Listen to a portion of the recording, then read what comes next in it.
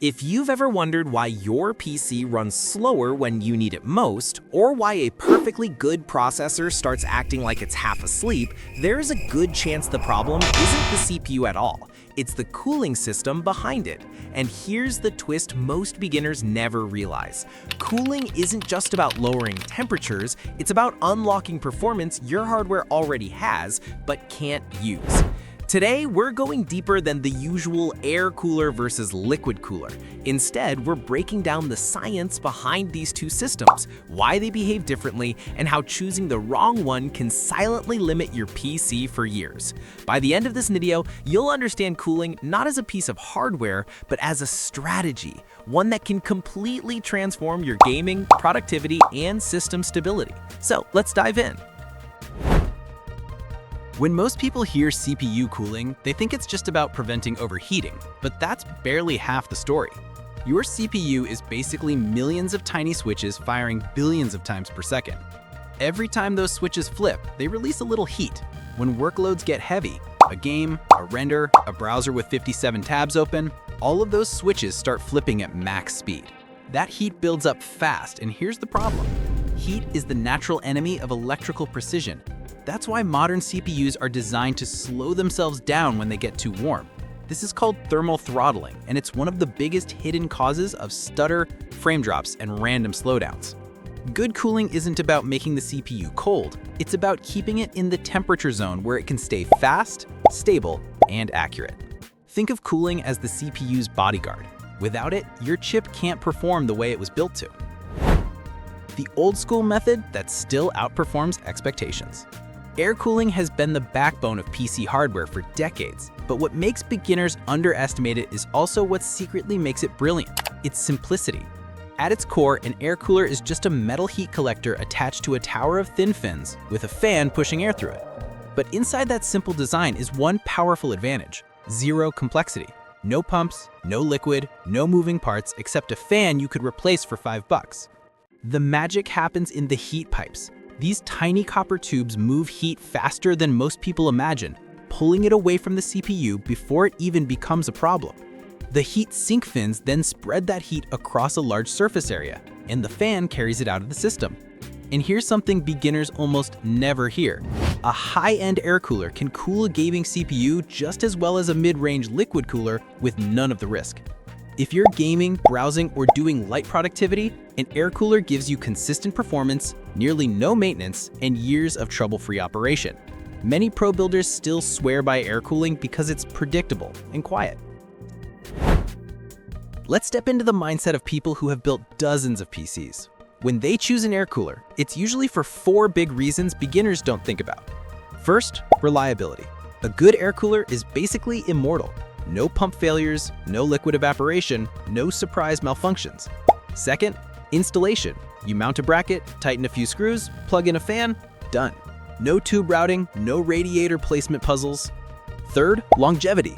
A quality air cooler can outlive the motherboard, the CPU, and sometimes the entire PC. And fourth, cost. You can get excellent performance at half the price of a liquid cooler. But air cooling isn't perfect. It depends heavily on your case airflow, and some of the bigger coolers can make your build feel cramped. Still, for many users, the balance between price, stability, and simplicity makes air cooling a longtime champion.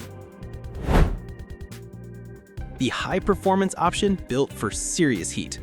Now let's step into the world of liquid cooling, the option that grabs attention because it feels advanced, modern, and high-tech.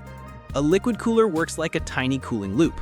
A pump pushes coolant through tubes, the CPU's heat warms that liquid, and the radiator releases that heat into the air using multiple fans.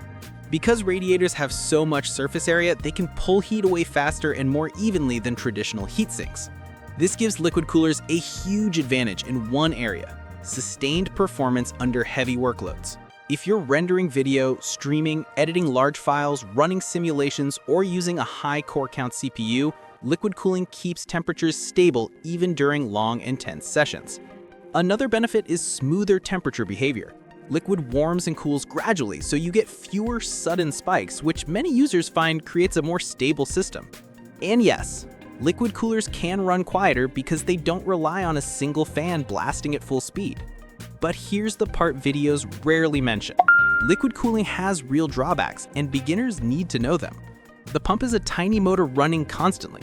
If that motor fails even for a second, your CPU temperature can skyrocket. There's also a limited lifespan. After 3 to 7 years, performance usually drops because the coolant slowly evaporates or the pump weakens. Installation is another. Mounting a radiator, managing tubes, positioning fans, it's not difficult, but it's much more involved than a basic air cooler. And then there's the big fear everyone has, leaks. They're rare, but if they happen, even a small one can ruin expensive components. And lastly, liquid coolers cost more, sometimes a lot more. So while liquid cooling is fantastic, especially for high-end builds, it's not automatically the right choice for beginners. Let's break this down in a way that removes all the confusion. Choose air cooling if you want the safest, simplest, most affordable option that still delivers excellent performance. It's perfect for gaming, everyday use, or budget builds.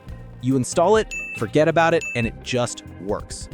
Choose liquid cooling if you're running a demanding CPU, creating content, streaming and gaming at the same time, or pushing your system to the edge. Liquid cooling gives you lower sustained temperatures and a more stable high-load experience. There is not a best cooler overall, only the best one for your situation. Case airflow. Here's the truth almost nobody tells beginners. A powerful cooler inside a poorly ventilated case is like installing an air conditioner in a room with no windows. Even the best cooler fails if the hot air has nowhere to go. Before you even think about upgrading your cooler, ask yourself this. Do you have enough intake fans pulling in fresh air? Are your exhaust fans strong enough to push out hot air? Is your case design choking airflow? Is dust blocking vents, filters, or radiators? Fixing airflow can drop your temperatures more than switching coolers. It's one of the cheapest and most overlooked upgrades you can make. At the end of the day, both cooling methods are incredibly effective when matched to the right build. Air coolers bring long-term reliability, low price, and simplicity. Liquid coolers bring performance, stability under heavy workloads, and a smoother temperature behavior.